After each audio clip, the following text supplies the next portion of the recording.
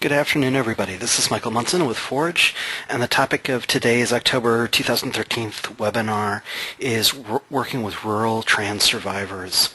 Non-urban issues around trans people and violence have been brought up on many trainings that we've given, as well as during the Q&A sessions on previous webinars. We know this is a really important issue for a lot of us to examine more deeply. We also know that rural communities are very different than urban areas, so we're really pleased to have the opportunity to spend the next hour and a half talking about the differences and the similarities between these types of communities, as well as focusing on some strategies for improving the care, the services, the advocacy provided to trans survivors and loved ones in rural communities.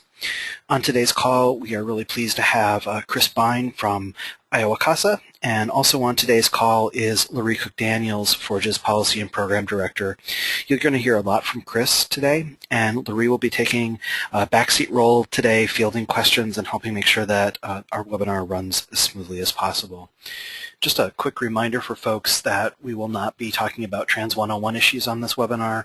We have many Trans 101 webinars that are recorded and archived on our website, and we have quarterly kind of refresher courses on Trans 101 that you can join us for in the future. So we're really glad that you're here, and let's get moving towards our topic.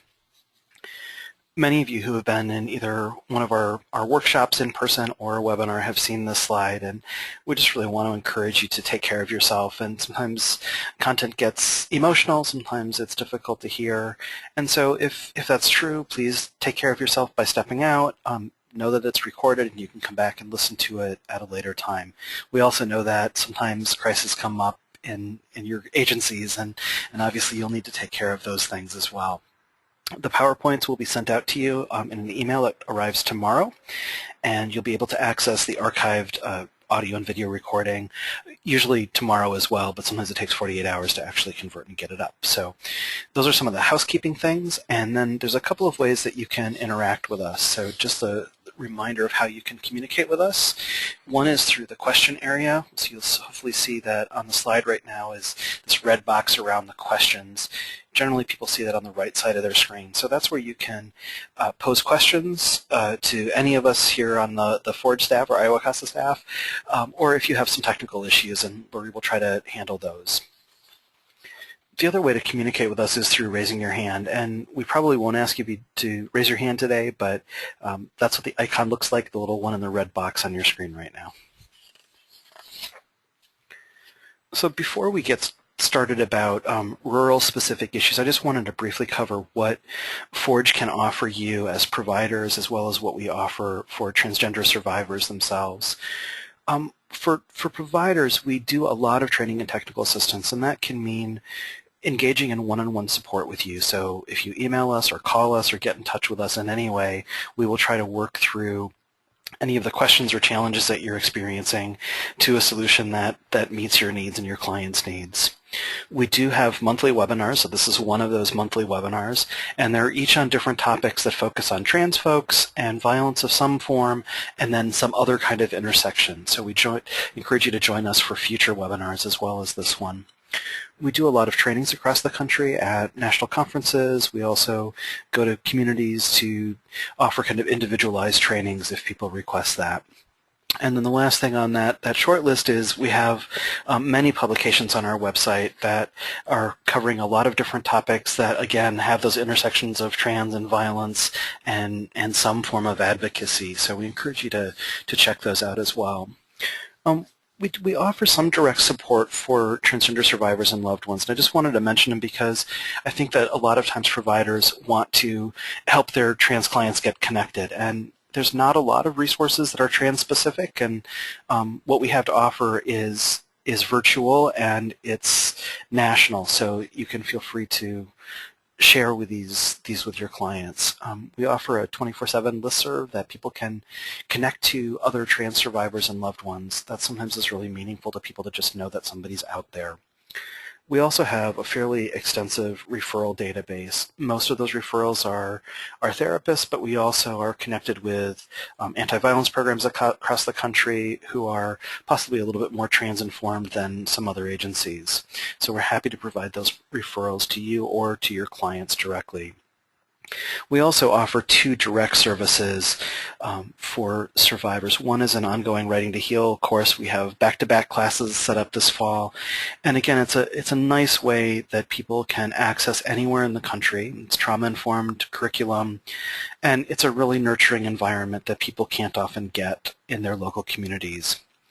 And the final thing that I'll share with you today about what we offer clients is the Espavo project, which is just starting to be launched, and it's a kind of a combination of a narrative and photographic project where people can have an image taken of themselves and craft an image or a statement of resilience to go along with that image. So that's the nutshell of what we can offer you.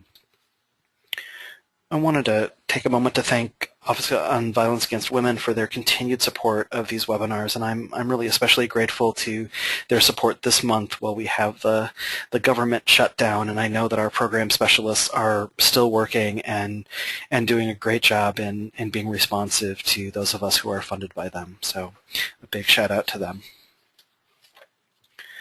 So let me just review a little bit about what we are going to do today. Today's agenda is going to cover just a very brief trans basics, just some concepts to get us on the same page before Kris takes over and discusses aspects around rural life for trans individuals, some of the intersections that are around transness and violence and rural life. And then she'll talk a little bit about some advocacy issues for rural providers, and then finally some practical advocacy tips. And we'll have time at the end for question and answers. So I wanted to start with a story, and it's a story that is a very recent story. It just appeared in the Los Angeles Times this past week.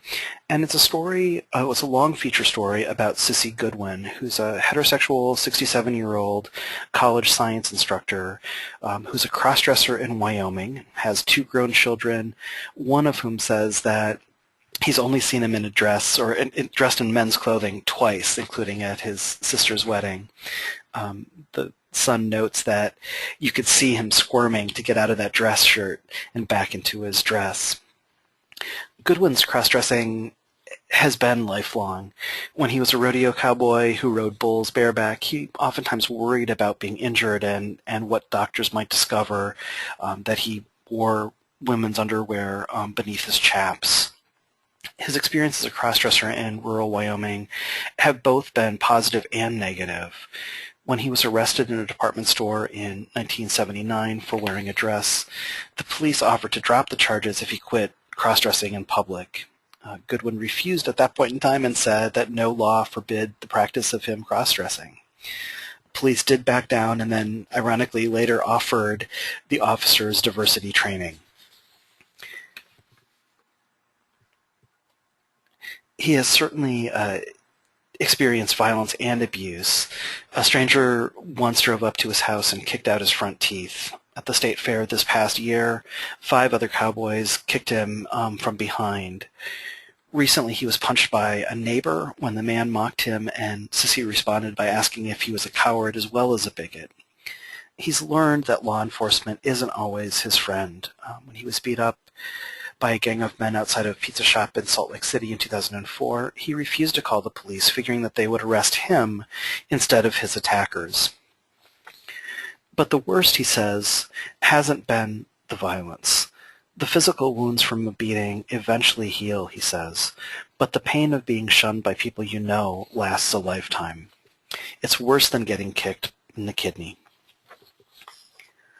Over the years, he's learned to be strong. Although he and his wife put their house up for sale after one incident, he had second thoughts.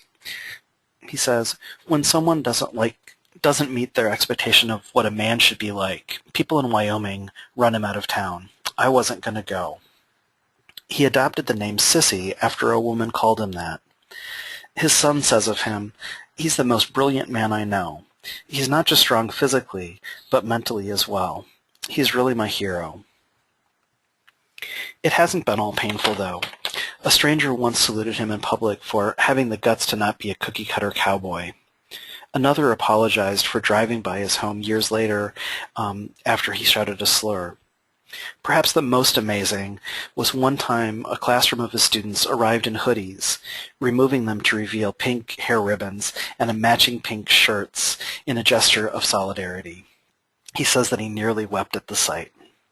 So this is just one recent example of being trans in a rural area, and both the beauty and the strength of the 67-year-old who's been married for 45 years, and also about the hardship of the repeated victimization and struggle living in a rural community. So I said I was going to briefly talk about some trans basics before we turn it over to Kris. So let me just go over a couple of things so that we're kind of all on the same page. The biggest thing I wanted to share with you all is who's included when we say trans. Oftentimes when we hear the word trans, it can mean a lot of things to different people. For example, the story that I just shared with you, some of you might be questioning if crossdresser falls under the big trans umbrella or not. And I think a lot of people within the trans community would also have differing opinions about where crossdressers fit into that spectrum. For our purposes today, crossdressers definitely fall into the spectrum. It's important to note that each community, both geographic community as well as demographic, may choose to define trans in very different ways. But today, for the purposes of this webinar, we want to make sure that we all have the same rough sense of who we're talking about. So you'll probably hear both me and Kris talking using words like trans or transgender or gender nonconforming or many other different words that all fall under this big trans umbrella.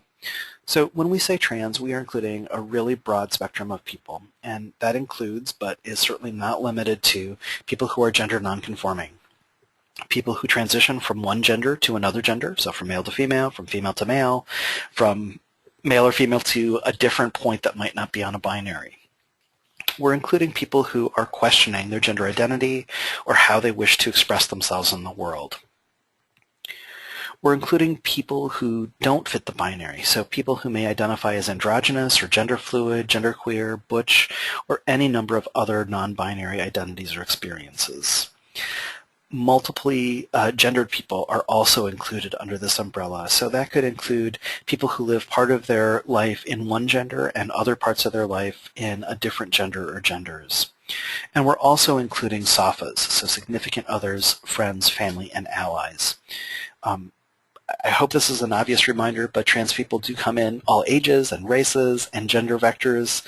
Trans people can be of any income level or education status, any level of physical ability or mental health status. Trans people might also be partnered or they might not be. They might be employed or not. They may have any other variable that non-trans people might embody. A trans person may have just come out, or they may have explored their gender years and years ago. They might be out about their gender identity, or they might not be out about it. So there's a lot of different things, but we're talking about a really large group of people under the trans umbrella. Another question that we get often is, well, how many people are we talking about when we're talking about the trans community? And the answer is that we really don't know how many people are trans. There's not any U.S. Census data that tells us. And it really kind of depends on what surveys you're looking at and how people are determining what is transgender, what's transgender enough to be included. What we do have a rough idea of, though, is that people like the Williams Institute, who are really well respected for their research, they estimate that around 0.3% of the population is trans. And other researchers like Lynn Conway, just for one example, thinks that it's more around 1% of the population who's trans. So I wanted to talk for just a couple seconds about how trans people access support, how they connect to other people. And people do this in a lot of different ways. And for those people who live in urban environments, there are a lot of options that are available that might not be available to those who live in rural communities. So some of the common ways that trans people seek support in general are through things like social support groups targeting trans communities, internet, email support groups, social media like Facebook or Twitter, therapy-based groups, or in some of the cities that have LGBT community centers, that's where people access support. They may go to trans-focused events or campus-related activities. They may have one-on-one therapy that helps support them. They may have the support of their partner or friends or family or even their faith-based community. It's also important to note that in urban schools are twice as likely to have a gay-straight alliance than in communities that are rural. And so this is obviously going to affect how supportive it feels to trans youth who are in those rural areas and what the implications around violence might be. So Kris is going to talk a little bit more about some of the differences in how people access support later on, but I just wanted to kind of give a little bit of an overview as to where people seek care and support. And before I hand this over to Kris, who's going to definitely talk in a lot more detail about rural issues, I wanted to leave with a second story that many of you are probably more familiar with. In 1999, the film Boys Don't Cry resulted in an Academy Award for Hilary Swank. The film is about the life and death of Brandon Teena, who was a young transmasculine person who was both sexually assaulted and then later murdered. With his murder, two other people, Lisa Lambert and Philip Devine, were killed as a result of anti-trans hatred and bias. The film might be the only image that some people have in their head when they think about trans people living in rural communities. One of the things that the film does so well is highlight how interconnected individuals are in these small Nebraska towns, as well as give the viewer an idea of some of the beliefs that some community members hold about people who don't conform to stereotypical gender norms. An additional and significant portion of this film shows the poor response from law enforcement and how their lack of response and victim blaming may, in part, have contributed to Brandon's death. So again, that's just a common story that I think many of you have seen the film, and hopefully we'll move today and explore other issues that are not just linked to that film and that image that some of us might have. I am really grateful that we have Kris Bein with us from IowaCASA. She is one of the very few people in this country with extensive knowledge about the intersections of sexual assault in particular and LGBT people and rural communities. So, Kris, if you'd like to take us into the next section, I would love to hear what you have to say. Thanks so much, Michael. So just to give you all a little bit of background on who I am, I'm actually a Chicagoan by birth, which does not qualify me to talk about rural issues, but I lived and worked in a rural area of Illinois for many, many years. I was an advocate for sexual assault survivors at a dual domestic violence and sexual assault agency. The largest town in our service area was 20,000 people, and then we had several counties that were much more rural. I also identify as a lesbian and was very connected to the LGBTQ community in that rural town. So I will talk a lot about kind of ruralness and what that means for the queer community, and also just what ruralness means for sexual assault survivors and all of those interactions and overlaps. So I think when we start talking about rural communities, we have these stereotypes in our head about what rural looks like. And so does anyone want to put in a chat box what these images are from? If we have some young people in the audience, you might miss what these are.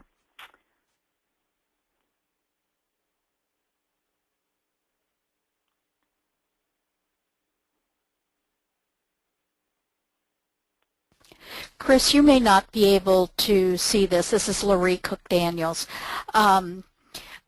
People are saying the Andy Dick Show, 50 sitcoms, Beverly Hillbillies. Awesome. I love this audience already. You're so clever. And Andy Dick Show. So it's the Andy Griffith Show. And so both of these shows, old sitcoms, we hear a lot about Mayberry, and there's a lot of stereotypes kind of associated with these old TV shows that a lot of folks think that rural communities are simple, that everything is safe, you don't have to lock your doors. We also have these really awful stereotypes about rural people, that they're all stupid, like the Beverly Hillbillies, which that entire show was built on stereotypes of rural folks being simple and dumb. And I think we obviously know that life is much more complicated than that. Geography does not determine anything about you except geography. I also want to point out with these old stereotypes that it depicted a very white picture of rural America. And one thing I just want to note for my rural service providers out there, rural communities are, in terms of ethnicity and immigration, are some of the most rapidly changing communities in the U.S. With the way agribusiness happens nowadays, we have a lot more immigrants coming into our rural communities, including immigrant trans folks, which just kind of adds another layer of complication to their lives and to our rural services. So we have this myth of simple, happy people living out in the country, but let's talk about the reality a little bit. One thing I do want to point out about these myths, there's also in many rural communities some myths about or some valuation of autonomy and hardiness, that we take care of our own, that, you know, I'm a big, strong farmer who can take care of my own family. Those kinds of values can often inhibit people from seeking services. And when you're talking about trans folks who, from oftentimes a lot of bad experiences, have reasons to distrust social services and law enforcement and medical care providers, some of these values, like about being autonomous and strong, can actually prevent survivors from seeking the services they need and in many cases want, but don't know how to ask for. So some of the realities that we do need to talk about in opposition to these myths. The first is that rural communities are just small. Michael, can we go to the next slide, please? So in a town of, you know, let's say 1,000 people, folks are really interconnected. High school classes are small. You know, kids might graduate with 20 other people. For folks that grew up in a rural community, their families are very interconnected. And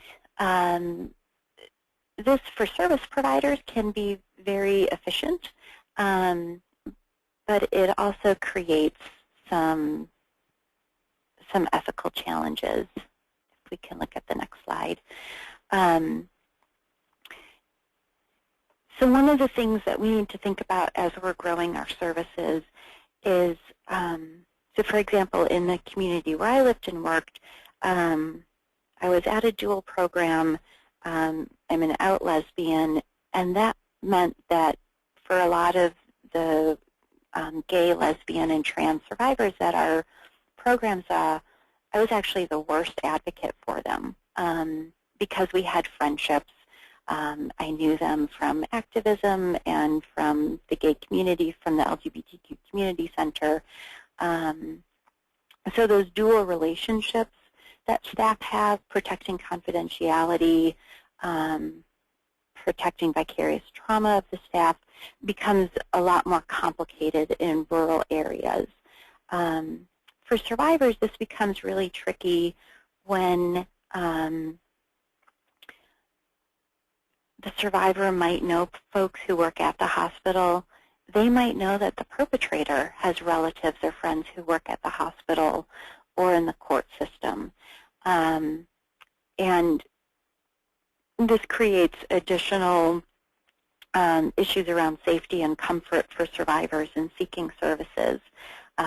If they know that they're going to see the perpetrator's brother-in-law at the courthouse because the brother-in-law is the bailiff there, this creates questions about, do I really want to go through with these legal processes? Is it safe to even do so? Will my confidentiality and my privacy be protected? So as we're doing advocacy with survivors, I think one of the main differences with rural advocacy is that we need to just really go through all of these questions. One of the other defining issues of rural communities is the access to resources. This, I think, is a burden, but also a gift for rural communities. There's just less in rural communities. I work with rural advocates across the country, and I know many of them who have told me, we don't have a single therapist in our county. There is nobody with an MSW who can provide counseling. It just doesn't exist in our county. Advanced or more complicated medical care might not be available. There are fewer attorneys to go around. So there's just kind of less of everything. But I also think what I have seen is that rural advocates, all sorts of rural service providers, get really creative. And this is where I got to brag on my people a little bit. City folks, you just don't even know how creative your rural counterparts can be. Because we have to create solutions for everything. And I know rural advocates become experts in so many things simply because there aren't the other services there. And we get into some really creative ventures and partnerships. One of the things that I always loved about working in a rural community is because there's less people and less agencies and services, we have the opportunity to become a lot closer with the folks who are doing our work, who are our allies. And I think for survivors, this can be really important that if you only have a couple of nurses at the emergency room and a couple of nurses and healthcare providers at the health department to train, you can really build up a good, solid relationship to where you can do some good quality training about trans survivors. And that's not always an option in cities. But we can use the closeness of our community to make a difference for all survivors.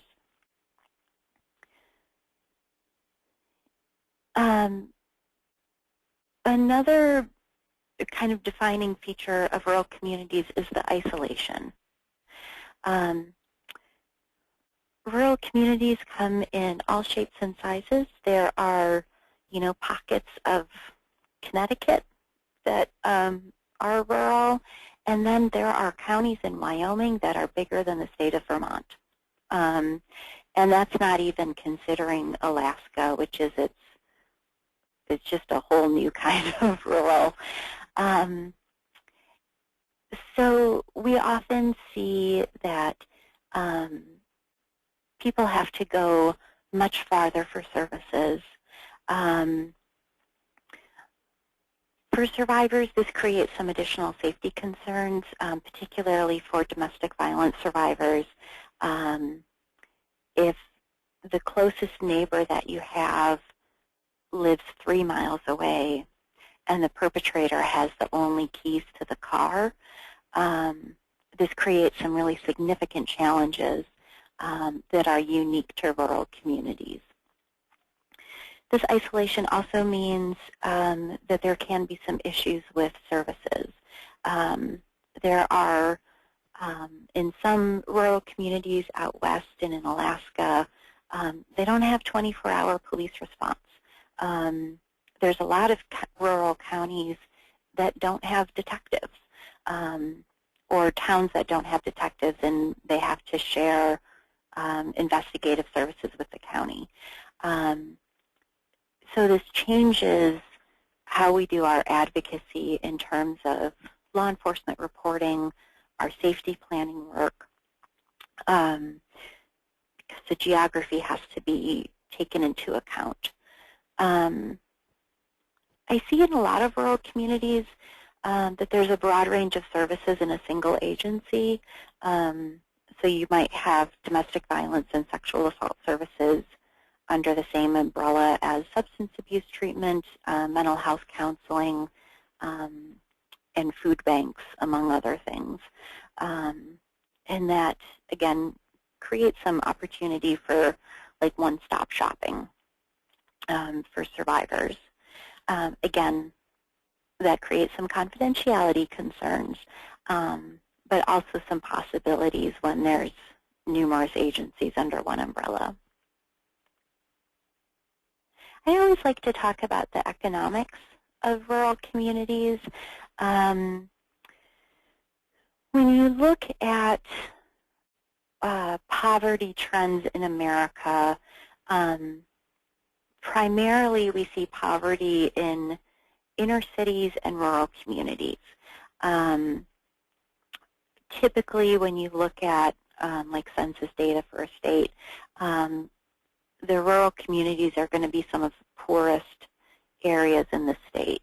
So this has a couple of implications. One, you've got most of the survivors that are coming to you for services are poor, which means that they're going to need more assistance than survivors who are middle or upper class. It happens all too often that survivors lose their jobs after having been assaulted for a variety of reasons. I found as an advocate that oftentimes when I got someone into services because of the sexual assault, it became an opening to also connect them to services to get them food stamps and employment assistance, all sorts of other services that they hadn't sought before. So oftentimes in rural communities, we're dealing with more complicated advocacy and opportunities to do kind of more whole life advocacy with survivors. The other part of the poverty of rural communities is our agencies don't have as much as our city counterparts do. We tend to be paid a whole lot less. We just have less resources. There's fewer cops to go around in a county, fewer advocates. And because the economic base of our community is lower, there's also less opportunity for like fundraising and building up good resources for our services, which then circles around and has an impact on the services we can provide. However, again, I don't know anyone who's as creative as rural communities. One of the aspects of rural culture that I love is that there does tend to be, in many rural communities, a spirit of taking care of one another, supporting our own. And I tell you what, you want to be fed well at a training, go train a rural community because like everyone brings pie, which is always fantastic. So no one knows how to stretch a dollar like a rural community or a rural agency does.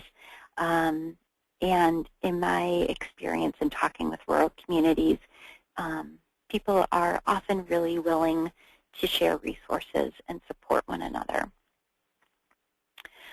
Michael and Laurie, I'm wondering if we should stop and see if there are any questions or thoughts that people have to share from the chat box. Sure.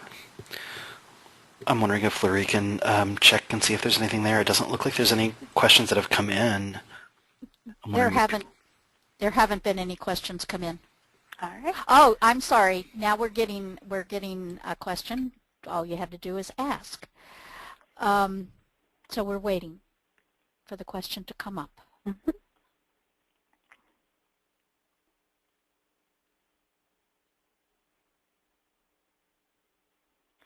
I hope everyone will keep their questions coming as we're talking. And okay.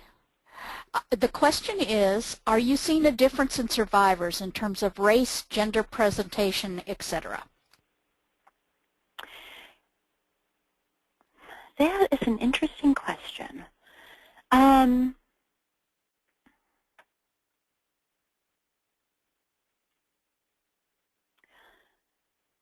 think for many agencies in both rural and urban communities, honestly, our agencies, unfortunately, and I'm talking, my experience is largely in domestic violence and sexual assault agencies, but I think this applies to many other social service providers. Across the board, we don't do our best work in reaching out to a diversity of ethnicities, of languages, and of gender presentations. So I think a lot of agencies, when they run their statistics, they're seeing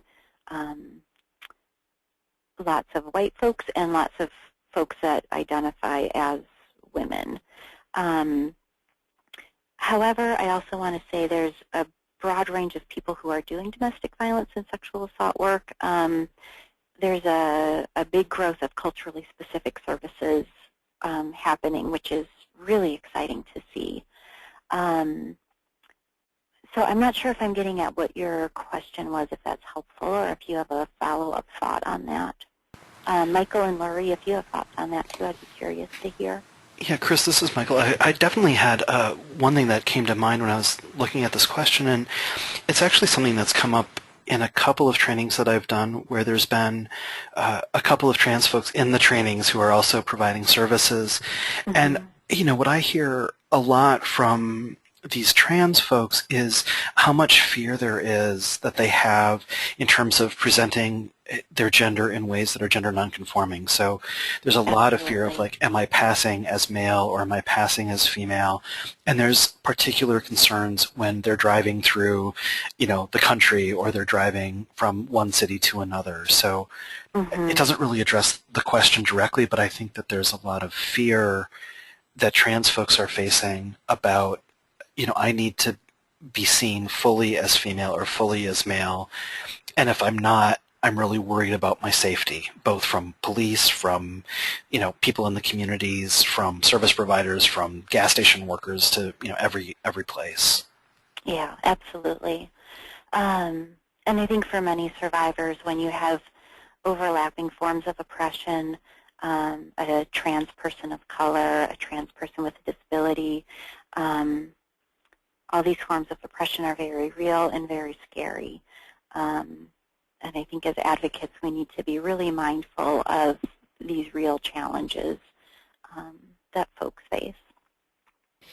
This is Laria. There is another question that you may want to put off until later. Are there any unique medical limitations that trans survivors face in rural environments? Are you going to go into that later? We will, yes. Okay. And I don't know who asked that, but you're awesome for thinking of that question, and we'll get into it. Okay, and let me ask you one more before we move on to the other topics. Does your definition of rural also include Native American reservations and villages? How are these communities outreached to due to violence? Yes. So there are some, I don't know of any reservations that are urban. I wouldn't be surprised if there are a couple. Certainly there are Native American communities in cities, but most of the folks that I know that are working with tribes are indeed working in rural areas, especially when you look at some of the bigger reservations out west. All of those count as rural or frontier. So again, we're looking at those issues of like overlapping oppressions. and some of the additional challenges for Native survivors and Native advocates in terms of the laws that govern tribes and govern the response to violence on Native lands. And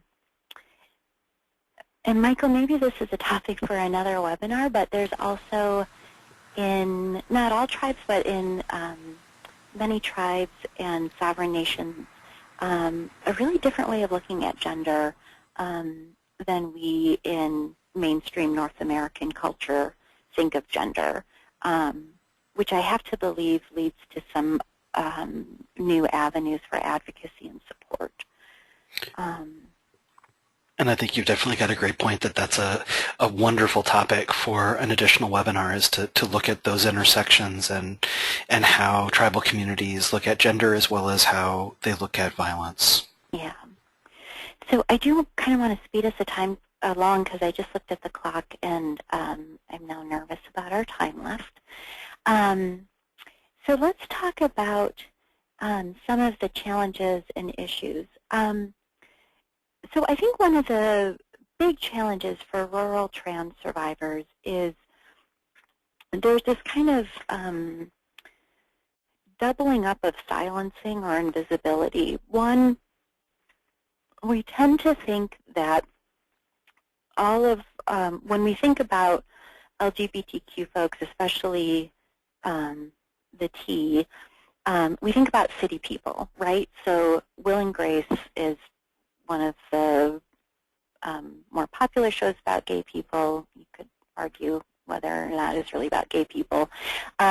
Right, that's set in New York City. When people think about transgendered folks, like the most famous one that everyone knows is RuPaul, who's also a very urban figure.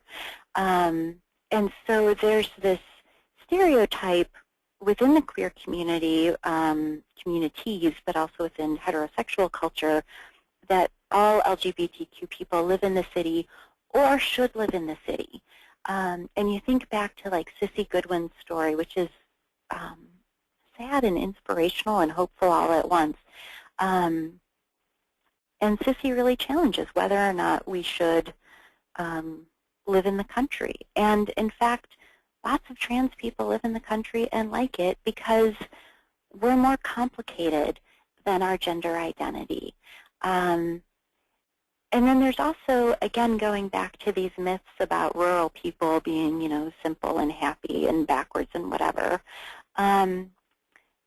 It's really likely that someone like Sissy Goodwin or Brandon Tina, if they went to the city, would be shunned by the queer community there for being too country. And so there's this silencing that happens about being rural. And then this silencing and invisibility that happens about being trans. And our job as service providers is to start creating some space that people can make their voices heard. So the reality, as we've talked about, trans people are really diverse, and rural communities are really complex.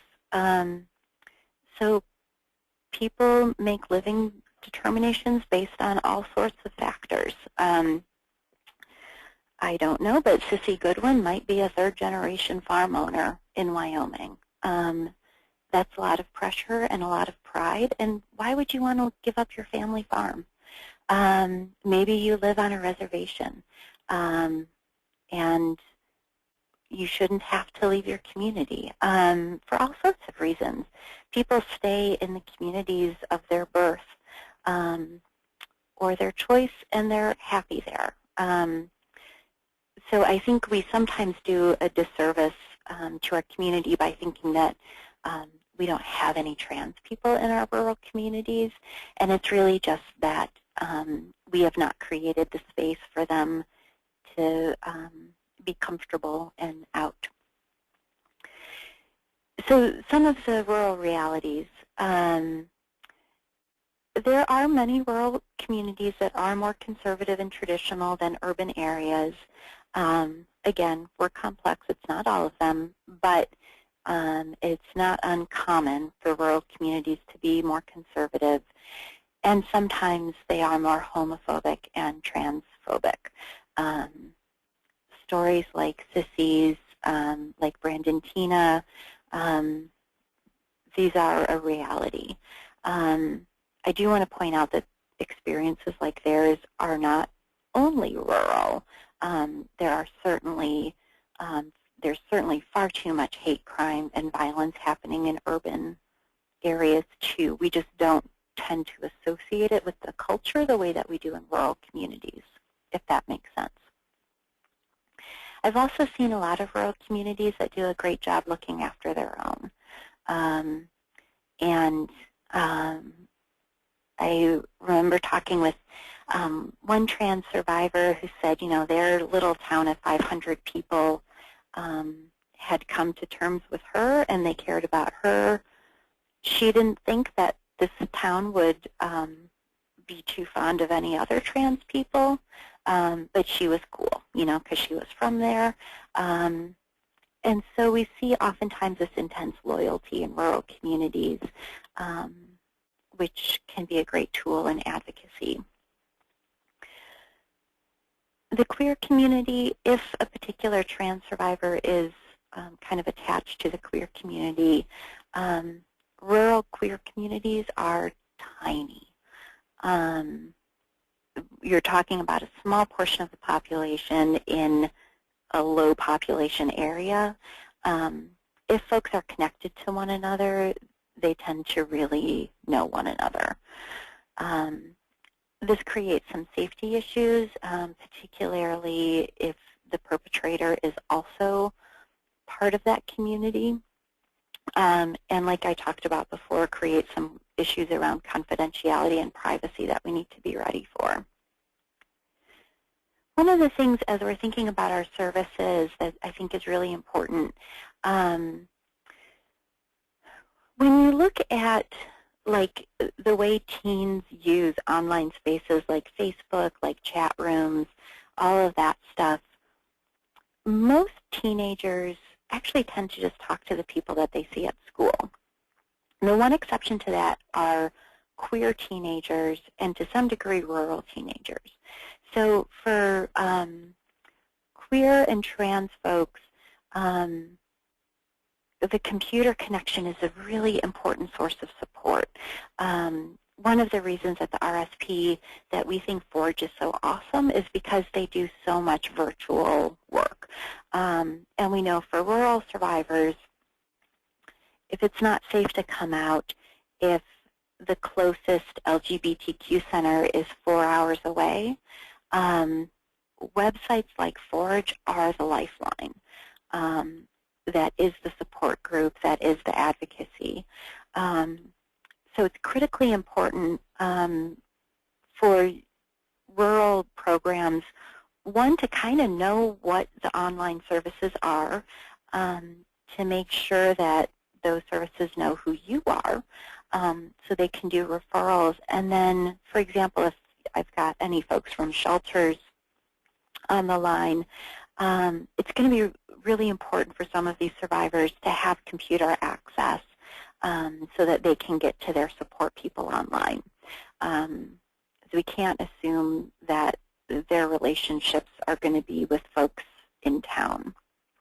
I also found in my rural community, for a while I was involved with an LGBTQ youth center that was based in our largest town of 20,000 people, but we had teenagers driving 2 hours one way every Friday night to get to support group, to this drop-in center.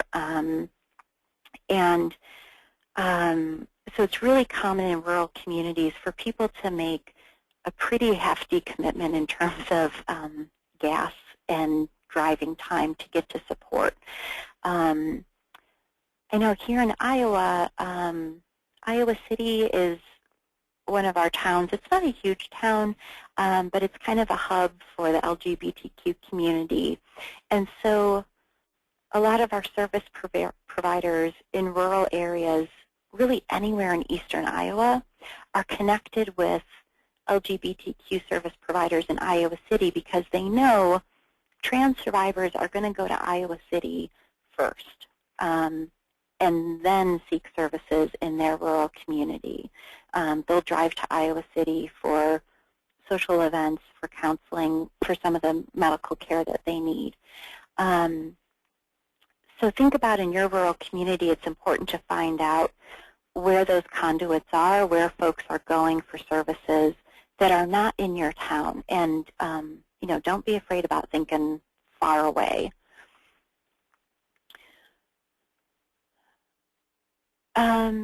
So that leads us to some general data about violence against trans folks. And Michael, can I turn this back to you? Yeah, thank you. So we did want to just give some general, just a very few slides on general rates of violence within the trans community or that trans people experience. And these slides, I'm going to be fairly brief because I think that Kris has the most substantive material that we should be focused on today. But let me just run through a couple of these slides to give you a general picture. So when we look at the national scope of things, so this is including people in rural communities as well as in urban communities, between 50 and 66% of trans folks experience sexual violence at some point in their life. So I know there's a lot of different statistics, and I think 1% is enough. 1% is enough, but there's a substantial number of people who are survivors of sexual violence that are walking around every day in the trans community. Similarly, we have similar rates of domestic violence as compared to non-trans communities. So roughly 25%, 1 in 4 people who are trans experience domestic violence. Some research is showing that it might be slightly higher than 25%, so more like the 33% range. But we don't really know. We don't have great data that shows prevalence rates of domestic violence. We've used this slide in some of our other webinars, so I encourage you to kind of go back and look at some of the data that we've presented in other webinars, but I wanted to give folks a rough idea of how trans people are oftentimes fearful of accessing police or health care, and this is in urban areas where there might be really positive LGBT police liaisons or healthcare providers that are LGBT savvy, healthcare providers that are trans specific. But what we're finding is that trans people are experiencing fairly high rates of both sexual assault and physical assault and harassment in both police settings and in healthcare settings. So, kind of the bottom line question to me is, well, if you're a trans person and you know that there's been police harassment or sexual assault or healthcare harassment or sexual assault, why would you even consider going to seek services after you've been assaulted? So and you can Michael, can I jump in here? Mm-hmm. Yes. So one of my big advocacy things is that makes me a little bit sad, but as advocates, we really need to know the likely treatment of police and medical care providers. Mm-hmm. There was a time in my community that if a male survivor or a trans survivor called our hotline and asked whether or not they should go to the ER, I said no. And we had some medical care providers that I knew would be sensitive, would be kind, would be appropriate. Mm-hmm. And we took trans and male survivors to those healthcare providers instead, which then created some difficulties with evidence collection and with reimbursement for medical care. But this was where, for some groups of survivors, when I know that there are these multiple forms of oppression happening, like as an advocate, I need to go like heavy duty into mama bear mode and make sure that nothing else happens to that survivor. Exactly. And I think one of the things that you just pointed out was these were people who had called in. Mm-hmm. And where you or somebody else could step in and say, this is where we should go and I'm going to advocate for you. And I think for a lot of trans people or male survivors, they're not even calling sexual assault agencies. They're not calling rape crisis lines. They're kind of taking matters into their own hands in terms of like, do I want to go, for a forensic exam or not? And so they're not even accessing that support where people who are informed advocates can help guide them into a place that's, going to be less likely to be re-traumatizing or re-victimizing. Yeah, and So, Michael, that's why the outreach is so critically important, because we want to make sure that survivors know that we're a safe resource to talk mhm. to about those questions, um, rather than just assuming that there's no possibility of good medical care and that they should just, forget that it happened or Right. not tell anyone. Exactly. Exactly. And I think it's a big hill that we're just a little ways up. So, Mm-hmm. and I think this webinar and the people that are committed are really important in making some of those changes happen, and it is happening. Let me do a couple more slides, Kris, before I can turn it totally over back to you. One of the things that I wanted to point out is the high level of polyvictimization. So this is not going to surprise a lot of people, but within trans communities, people have experienced high levels of violence in multiple ways, multiple points and times in their life. So if a trans survivor is calling your agency, it's probably not the first time that they've experienced some kind of violence. So it's just kind of one of those things to keep in the back of your head. And I think this is true for non-trans populations too, but we were just floored when we saw the high rates of polyvictimization when we surveyed folks in 2011. And then just one more slide is about hate-motivated murders. I know I started kind of out with talking about Brandon Tina, and the National Coalition of Anti-Violence Programs collects data every year. And what's surprising is that when we look at the data that's been collected through NCAVP, we find almost every year, well, I think we have found every year, that trans women, especially trans women of color, make up a huge percentage of the hate-motivated murders. So like in 2011, it was 43% of the LGBT murders were trans women of color. So that's really amazing given that the majority of the LGBT community is gay men, lesbians, and bisexual people, not trans people. So it's just kind of something else to keep in mind, and that we know that trans people are murdered in rural communities as well as in urban settings. So it happens everywhere. So those are just a couple of pieces of statistics that I wanted to kind of interject before, Kris, if you'd like to move us into the special considerations. Yeah, let's talk some more about advocacy. Because I tell you all, I could talk about advocacy like for the next month. I could keep you on the phone. So let's talk about some of the special considerations, what might be different for trans survivors. As Michael mentioned, with trans folks, there's a much higher incidence of polyvictimization, of more complicated histories. So I think it's important for us to do some really good screening when survivors are coming into services. And when I say screening, in this case, I'm really talking about opening up space for them to share their whole story. So oftentimes, when I'm meeting with a new client, I might say something like, I just want you to know that here at our agency, we work with people who have experienced sexual assault in the way that you did, but I also want you to know, we work with folks that were hurt as kids, people that have experienced domestic violence, and if you ever want to talk to me about that at any time, you just let me know. So I think of screening, I can never find a better word to use. It's not so much about asking questions, but about opening those doors to help survivors know that it's okay to talk about their history with you.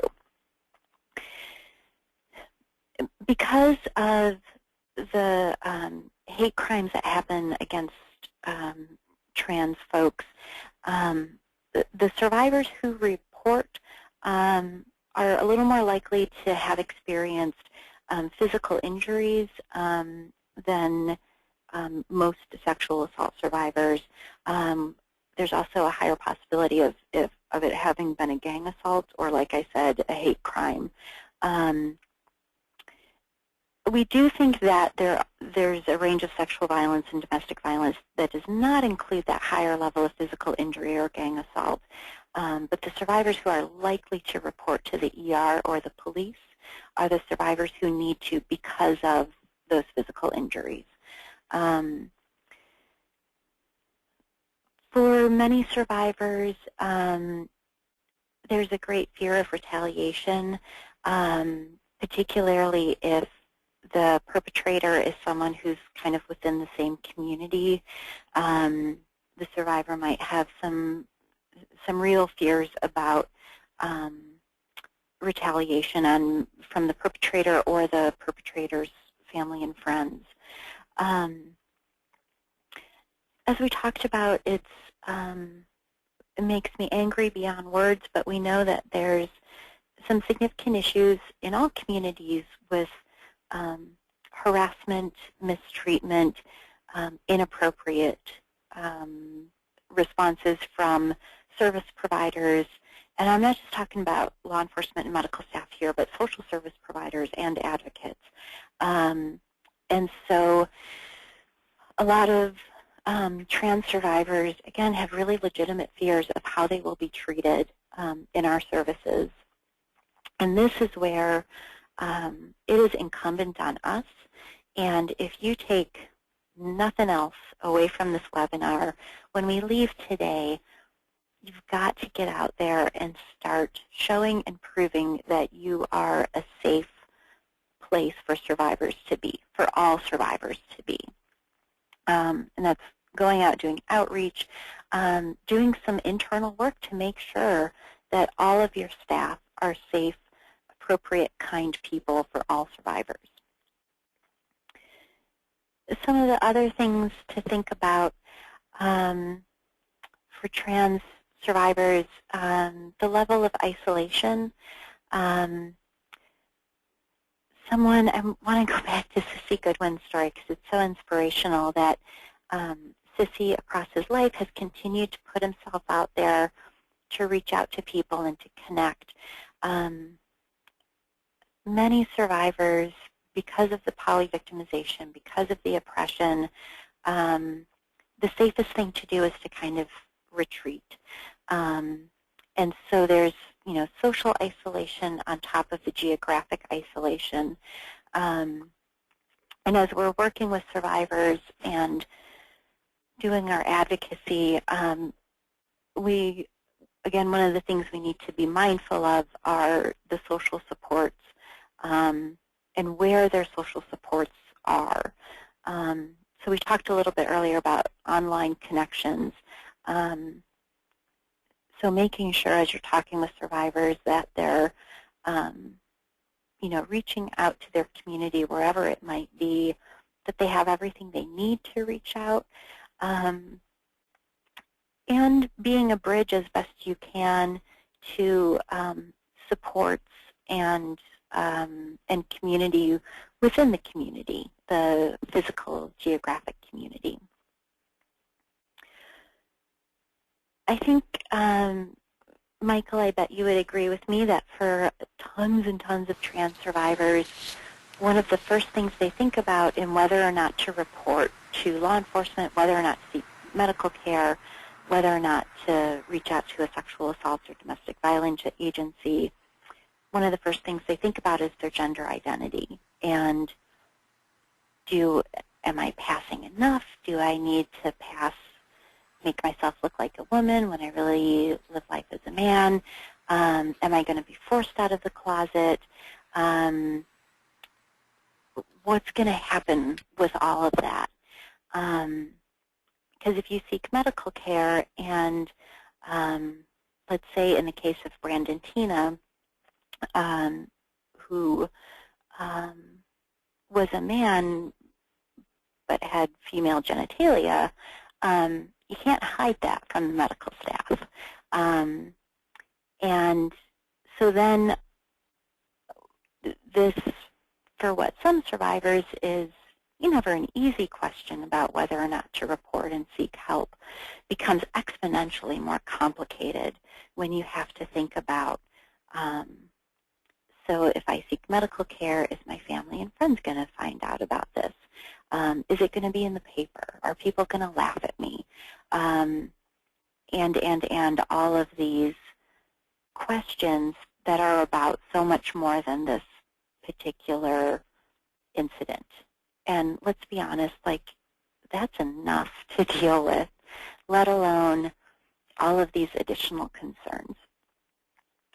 So I think our job as advocates is just to talk with survivors, to talk through that with survivors. What are your fears about coming out? Do folks know about your gender identity? Let's kind of puzzle out if that's going to come out as a part of all of this. Is it not going to come out? How do we feel about that? Michael or Lori, do you want to add anything to that point? I think it's one of the kind of more complicated points. Yeah, I think it's definitely a complicated point. It's definitely something that is a really huge concern. I'm also really aware of our time, so I think that maybe some of those discussions can happen at a later time. But I think that you've really highlighted the the magnitude of the concern. The other thing that is really important for us in the advocacy, there's kind of, I don't want this to sound trivializing, but kind of the normal self-blame issues that happen for every survivor. Like, what did I do to cause this? Is it my fault? We know that it's really common for all survivors to doubt themselves and to blame themselves. And that's, again, a whole nother webinar on why that happens. But for trans survivors, that becomes a little more complicated when, for many trans survivors, the perpetrators specifically target and violate their gender identity. And so survivors might have questions about, did the perpetrator, did this rape happen because of my gender expression and identity? And perpetrators will often, as part of a hate crime, say really awful things about someone's gender specifically to make the survivor blame themselves. And so as we're providing support in advocacy and counseling, those blame issues get more complicated. So some other specific considerations. In rural communities in general, it's a lot harder to get space away from the perpetrator. One of the difficulties of rural communities is that survivors see the perpetrator everywhere they go. And if the survivor is someone who's kind of deeply connected to the LGBTQ community, again, we're talking about an even smaller community. So then we get into some fears about splitting the community. For so many rural LGBTQ domestic violence survivors and sexual assault survivors, it's not uncommon for the community, because of their lack of knowledge about DV and SA, to kind of choose to believe the perpetrator, right? Because that's the easy way to make all of this go away, is let's just say it didn't happen. So the survivor faces some real risks of losing their community. There's also a lot of pressure on survivors from within the LGBTQ community to not air our dirty laundry. We have enough problems with homophobia and transphobia. Like, let's please not tell the larger world that we also have rape and battering happening within our community. And that's really unfair and inappropriate pressure to put on the survivor. So this was a question that came up earlier, and then Michael, you and I talked about this, that the ignorance and transphobia within professionals can affect survivor treatment and the system response.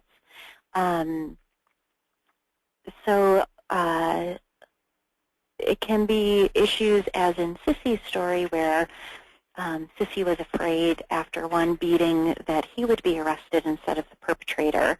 Obviously, that is a huge miscarriage of justice. It can also be things like, I saw a detective once who was interviewing a gender nonconforming survivor, actually did a really great job in the interview, was sensitive and appropriate. But then when the detective had to testify in the courtroom, he stammered, he blushed, he tripped over his words. He was clearly so uncomfortable and embarrassed.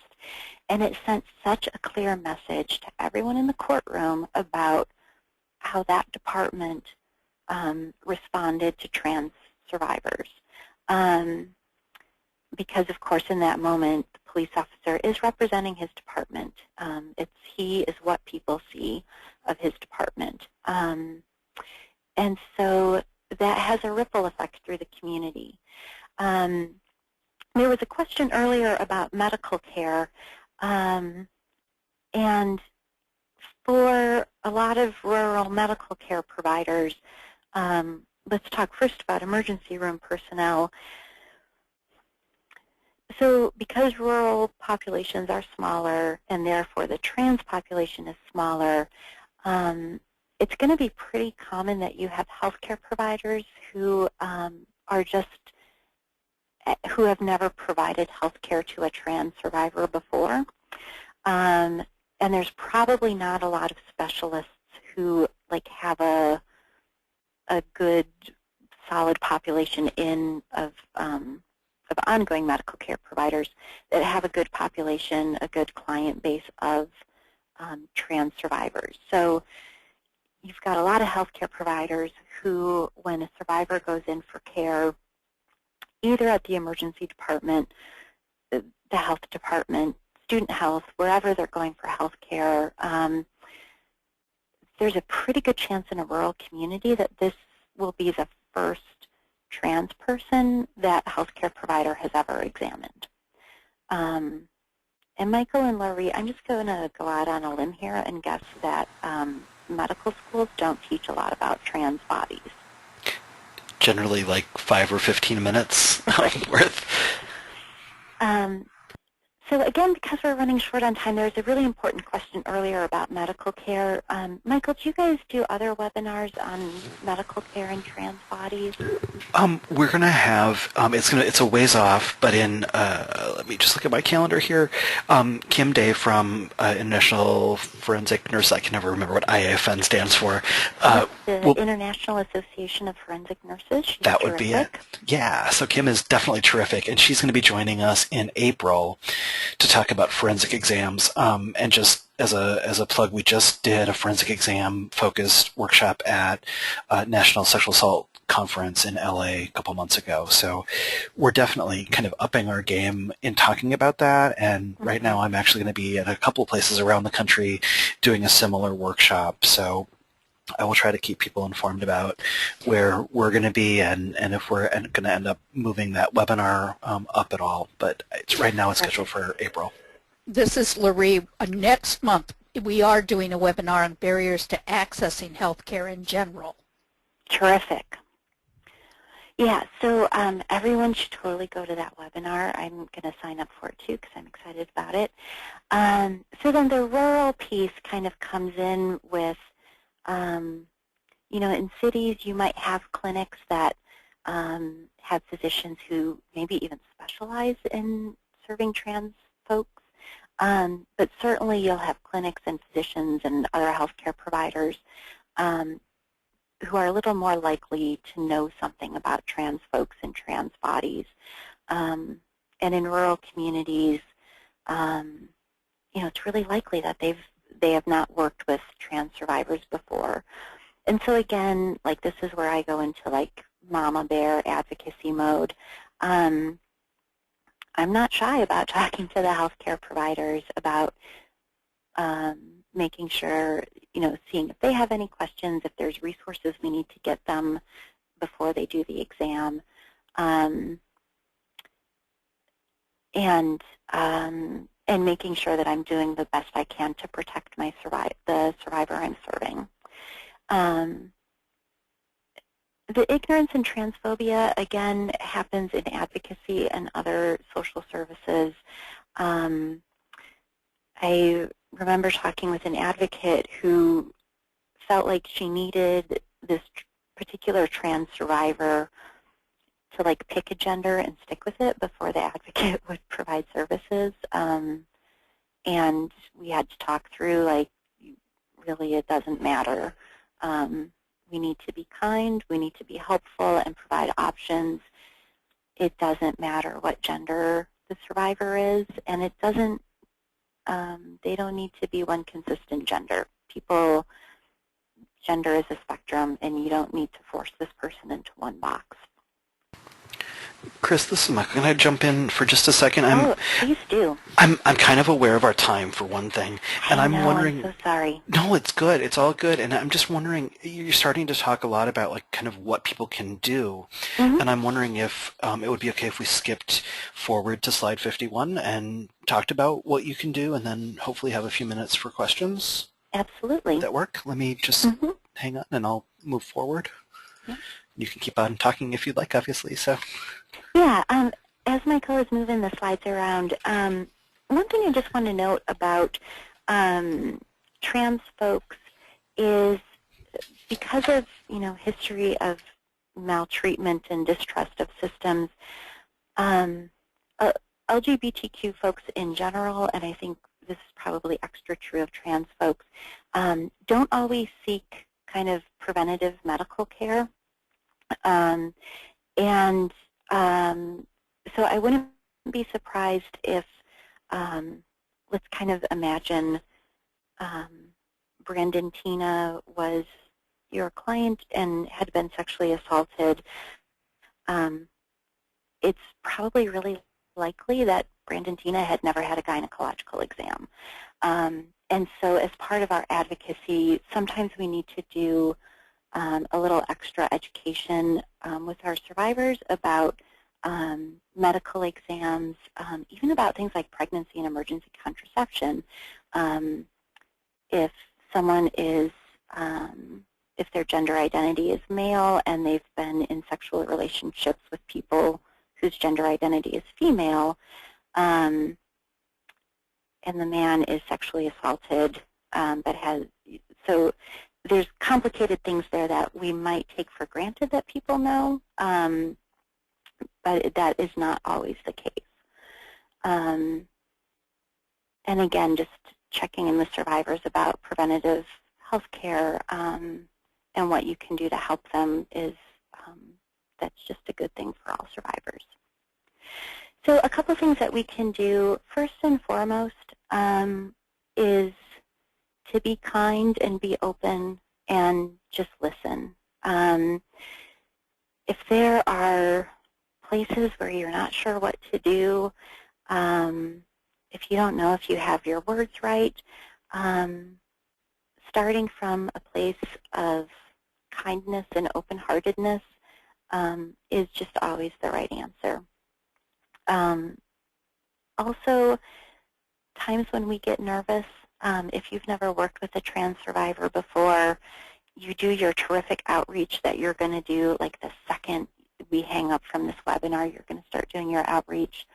So you do your outreach and then people start coming to services, and sometimes as advocates we have that moment of panic like, oh my God, I've never done this before, I don't want to hurt this person, what am I going to do? Take a deep breath. Taking a deep breath, it sounds simple, but it'll always help you. And just be human, be kind, and you'll get through it. And you'll be better for it for having listened with an open heart and gotten the gift of listening to survivors that you haven't worked with before. It just makes you better. So for all survivors, our job is always to identify and open options. For trans survivors and rural survivors, this means making sure that we're really researching what the options are, finding out where the safe places to go are, where the maybe not so safe places to go, and helping survivors sort through those options. I also want to say in terms of opening options, if you have a service area that's a combination of urban and rural, to do good advocacy, to do good social service work, you need to leave your office in the urban part and go to the country. Rural survivors will feel much more comfortable in services if the services are where they live. And frankly, it's just more polite for you to drive than to ask survivors to drive into services. So it also shows that you respect rural communities and understand them. So make sure as you're opening options that you are going to where the people are. And again, when we're opening options, make sure that you're working with Forge, working with other service providers to help you find the best options for each survivor's needs. There's no right way to respond to violence for each survivor. We can't know what the best option is for each survivor, but what we can do is listen, figure out what's available in our community, listen to what survivors need in terms of justice and healing, and then get creative and get there.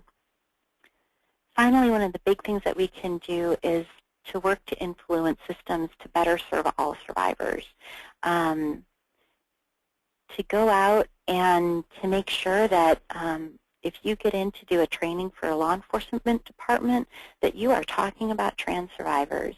As we're influencing systems and matching options to survivor needs, it's also critical to understand what the laws are, federal, state, and local policies that influence survivor options.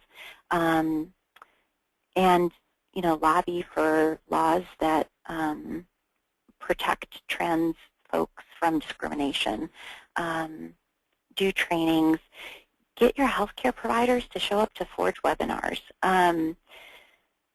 These are all things that we can do to help our systems serve all survivors better, and to make sure that when a survivor is sitting in their kitchen after a sexual assault trying to figure out what to do, that they're thinking, you know what, I'm going to call this agency and see what they think, rather than sitting alone in their kitchen and thinking, no one will believe me, they're going to be awful to me, I better just shut up and keep going like this didn't happen. We have done amazing things to change life for many sexual assault survivors, and I think we can continue to use our power to change life and open things up for all survivors of all types of violence. We've got some amazing people listening in on this webinar today, and you can do brilliant things in your communities. So I want to offer a couple of resources to you.